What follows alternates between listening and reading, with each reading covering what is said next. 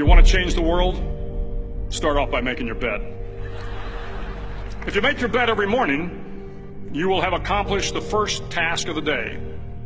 It will give you a small sense of pride, and it will encourage you to do another task, and another, and another.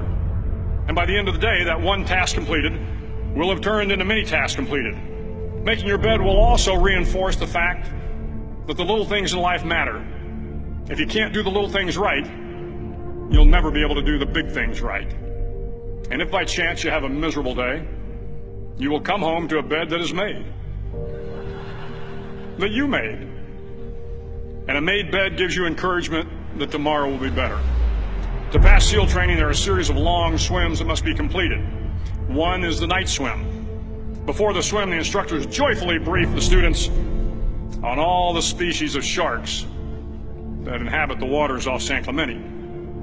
They assure you, however, that no student has ever been eaten by a shark, at least not that they can remember. But you are also taught that if a shark begins to circle your position, stand your ground. Do not swim away. Do not act afraid. And if the shark, hungry for a midnight snack, darts towards you, then summons up all your strength and punch him in the snout, and he will turn and swim away. There are a lot of sharks in the world. If you hope to complete the swim, you will have to deal with them. So if you want to change the world, don't back down from the sharks. Over a few weeks of difficult training, my SEAL class, which started with 150 men, was down to just 42. There were now 6 boat crews of 7 men each.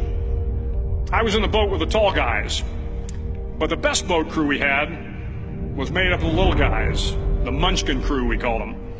No one was over 5'5". The Munchkin boat crew had 1 American Indian, 1 African American, 1 Polish American, 1 Greek American, 1 Italian American, and 2 tough kids from the Midwest. They out-paddled, outran, and outswam all the other boat crews.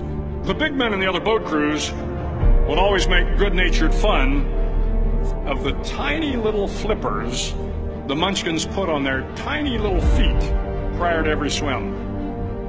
But somehow these little guys from every corner of the nation and the world always had the last laugh, swimming faster than everyone and reaching the shore long before the rest of us. SEAL training was a great equalizer. Nothing mattered but your will to succeed, not your color, not your ethnic background, not your education, not your social status.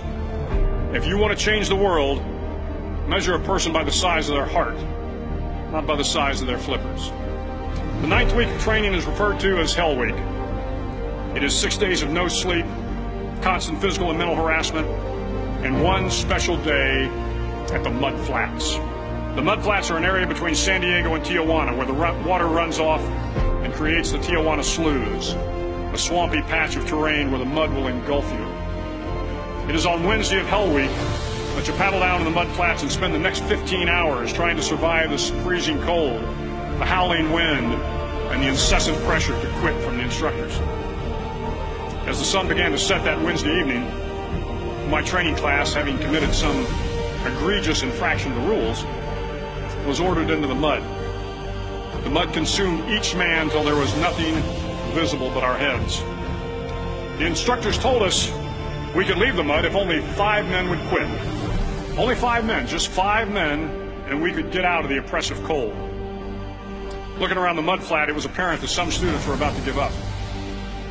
It was still over 8 hours till the sun came up. 8 more hours of bone-chilling cold.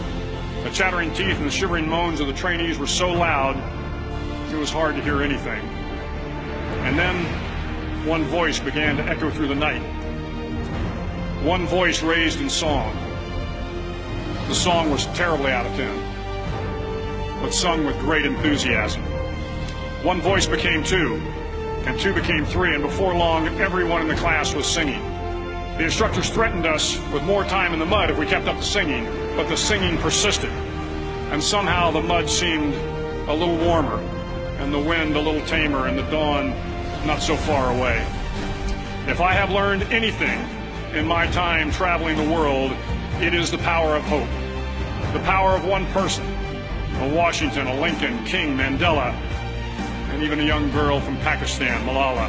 One person can change the world by giving people hope. So if you want to change the world, start each day with a task completed. Find someone to help you through life. Respect everyone. Know that life is not fair and that you will fail often. But if you take some risks, step up when the times are the toughest, face down the bullies, lift up the downtrodden, and never ever give up. If you do these things, the next generation and the generations that follow will live in a world far better than the one we have today. And what started here will indeed have changed the world for the better.